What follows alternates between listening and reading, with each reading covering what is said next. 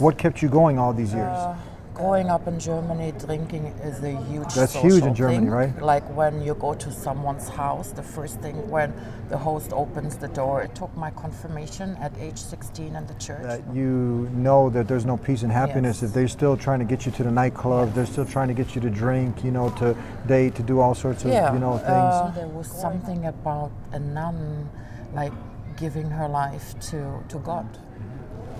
Mary, the mother of Jesus, she wore a hijab, and you're trying to emulate her. Assalamu alaikum, greetings of peace. I'm here with Suzanne. Yes. And it was interesting to hear her German accent and come to know that she accepted Islam some time ago, huh? Yes, 1989. So what was it? What was it about Islam that had you accept it? Growing up in Germany, I grew up without religion. My parents did not ever go to church, but for me, in my teen years, I did sense that there was something up there. So I took my confirmation at age 16 in the church, which my parents did not like whatsoever. And at the age of 18, I started nursing college that was at a Catholic hospital. So I was surrounded by lots of nuns as my teachers. And for me, there was something about a nun, like giving her life to God. So, but I said, okay, so by the age when I finish with my education 3 years later, if I still don't have a man, then I might as well just, convert and become a nun. God behold, a year later, I met my husband, who is originally from Egypt, and, presented me Islam. I never heard about Arabs before, or Islam, or Egypt for that matter, or the pyramids. So I grew up very much white collar neighborhood, not knowing anything. So that's when I started learning about Islam. And after I graduated in 1986, I moved to Egypt to work there, and that's where I further educated myself about Islam. And then a month before I got married in 1989, I accepted Islam, alhamdulillah.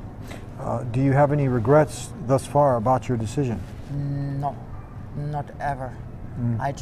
The only regret I have that I didn't find it earlier. Wow, that you didn't find it earlier? Yes. What kept you going all these years? To stay as a Muslim? Yes. Good friends.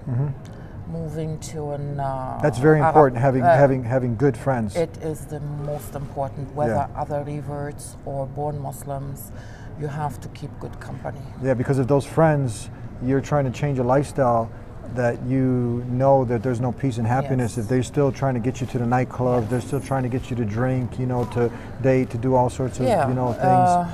Growing up in Germany, drinking is a huge That's social huge in Germany, thing. right? Like when you go to someone's house, the first thing when the host opens the door, it's like, what would you like to drink? Yeah, the and party's if you on. Say water or Coke or something, it's like, what? No. Even from 10 a.m. in the morning, if it's Sunday, you drink. Wow, yeah. You drink.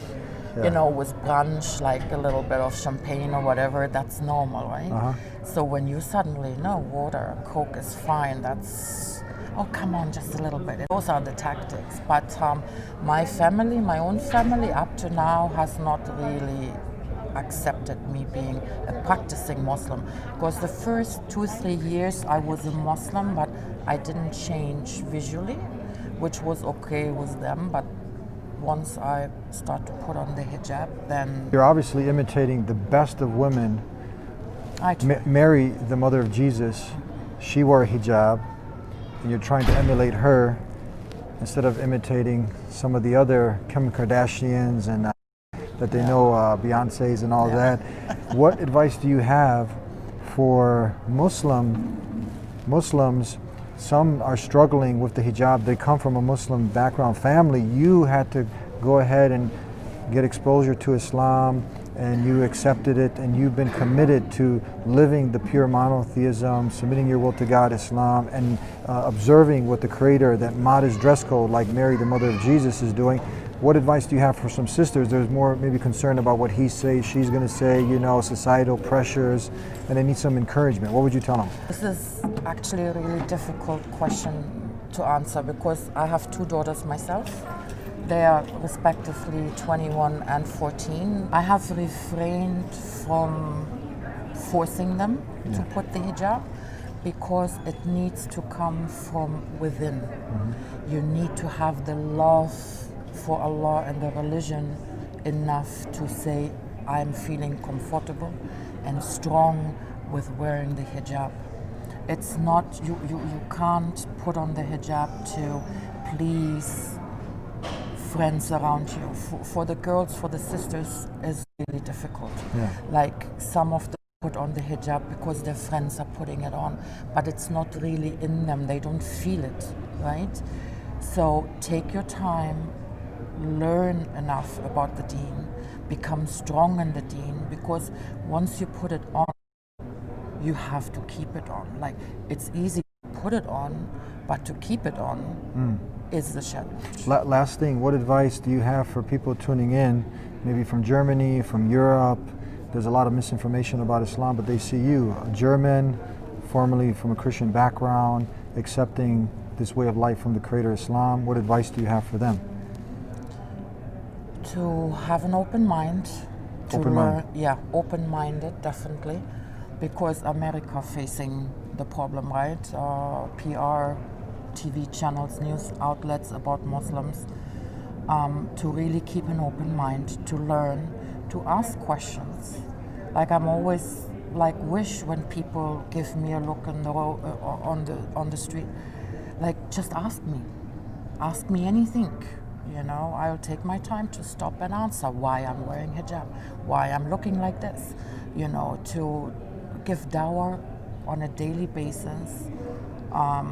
When you walk down the street, just a smile, just holding the door for someone.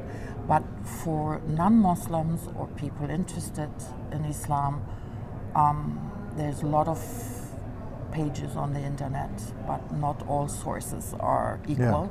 So to really, the best source is approach a Muslim, approach a masjid to learn more, get information. What else can I say? I like that. Thank you so much. Thank you for sharing that. It was my pleasure. Sorry. Thank you. Keep an open mind. Connect with a Muslim. Definitely. Visit a mosque. Ask your questions. And, inshallah. And the most important thing, ask the Creator for the guidance, because He's the one who guides. Thank you very much. Thank you for your time.